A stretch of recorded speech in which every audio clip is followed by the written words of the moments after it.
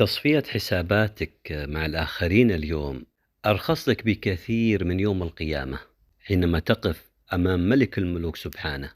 لذلك أعد حساباتك مع الآخرين.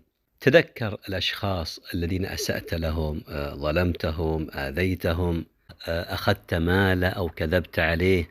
رد الحقوق لأصحابها قبل موتك واستسمح منهم، لأن كل الذنوب أيها الإخوة قد يغفرها الله لك إلا الذنب والحق الذي بينك وبين أحد من الناس، لأن حقوق الآدميين لابد من الاقتصاص منها. كما قال النبي صلى الله عليه وسلم: إن المفلس من أمتي من يأتي يوم القيامة بصلاة وصيام وزكاة، ويأتي وقد شتم هذا وقذف هذا وأكل مال هذا، فيعطى هذا من حسناته وهذا من حسناته، فإن فنيت حسناته أخذ من خطاياهم فطرحت عليه ثم طرح في النار. نسأل الله السلامة والعافية.